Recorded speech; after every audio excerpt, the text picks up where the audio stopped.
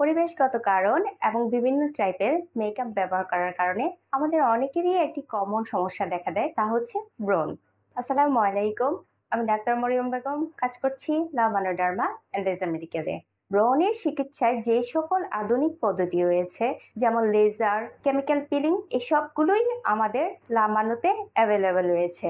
ব্রণ থেকে পরিত্রাণের জন্য আমাদেরকে প্রথমেই যা মেনে চলতে হবে তা হচ্ছে প্রপার ক্লিনজিং। প্রতিদিন আমাদেরকে মিনিমাম ২ বার ফেস ওয়াশ দিয়ে ভালোভাবে ত্বক ক্লিন করতে হবে। এছাড়া আমরা যারা মেকআপ ব্যবহার করি তাদেরকে অবশ্যই ডাবল ক্লিনজিং মেথড ফলো করতে হবে।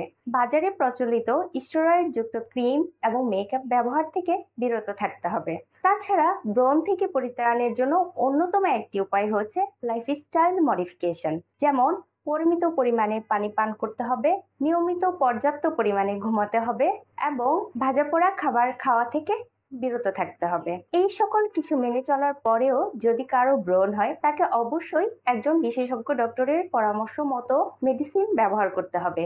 ব্রণের আধুনিক ট্রিটমেন্ট পেতে যোগাযোগ করুন লামানো ডার্মা অ্যান্ড লেজার মেডিকেলে। ধন্যবাদ সবাইকে।